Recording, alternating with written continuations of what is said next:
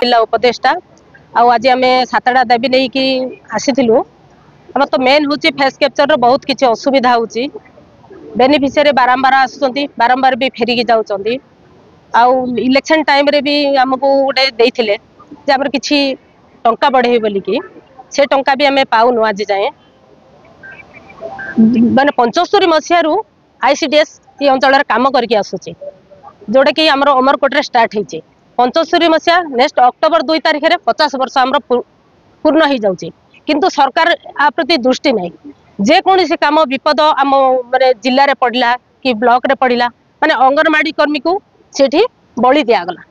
एत बड़ कोरोना है कोरोना रे अंगनवाड़ी कर्मी ही घर बाहरिक आशा बर्तमान पछे आसछंती सेमाने ही काम कले किंतु इलेक्शन टाइम रे जो आमको टंका डिक्लेरेशन देथिले समस्त फुलफिल है किंतु अंगनवाड़ी कर्मी प्रति दृष्टि नहीं आ जो फोन भी देइचंती एलजी रो सी 2 वर्जन से कौन से काम करूनी आमको बर्तमान नहीं कि जो फेस कैप्चर आम करूनु कि असुविधा होची फील्ड रे दरमा बंद करेंगे ये सब जगह जदि परिस्थिति आमको क्रिएट करेंगे आम फील्ड रे काम आउ कर संभावना नहीं आमको काम करूँ आमको सहयोग करूँ सरकार आग को आम के आगे जीवु आउ जदि 50 वर्ष है गोटे अंगनवाड़ी स्कीम चली 100 टंका जदि गवर्नमेंट प्रति मासरे जदि बढ़ई था आज आम कौ प्रकार दरमा पाई था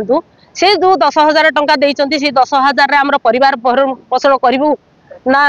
जो फोन रे आम नेट चलुनी नेट पैक पकईबू आमको मिनिमम 900 टंका जदि नेट पैक दे था 3 मास भी चलई था अनुसार फोन भी आम दे था सिमती भी नेटवर्क गाँ गुड़ाक काम करूनी से सब ठीक आम काम करूँ बोलिकी आम भावुँ आम डिमांड आम सरकार पाखे करूँ आज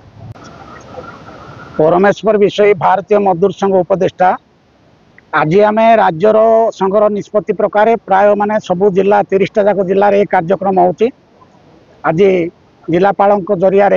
प्रधानमंत्री एवं मुख्यमंत्री एवं शिशु विकास मंत्री को दाबीपत्र 7 दफा दाबीपत्र दि जाऊँगी प्रथम दाबी है आमर जो पोषण ट्राकर रे जो सब असुविधा होची जो मोबाइल माने गत सरकार देइचंती से मोबाइल वर्तमान माने ट्रैकर करिवार माने किछि बहुत असुविधा होची नेटवर्क आसु नै नाना प्रकार असुविधा होची तो तेणु करी से विषय आम दाबी करूँ जे नूतन भाव में आमको मोबाइल माने नूतन मोबाइल माने दिया जाओ बोली ता परवर्ती आमर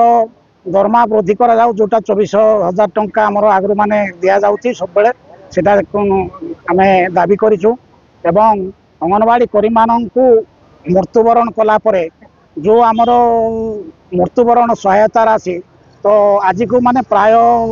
4-5 वर्ष हम नवरंगपुर जिले माने देई नांती आ सेटा मध्य आम देवाक दाबी करचु एवं एठिकार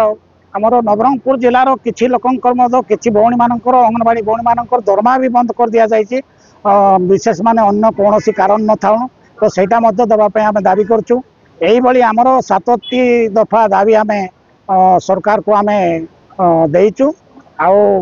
जदि एबे जदि माने किछि न करंती आगामी दिन में आम तो राजरास्ता को ओल्लैबू एवं भुवनेश्वर में आम पूरा माने दाबी करबा को ये करू।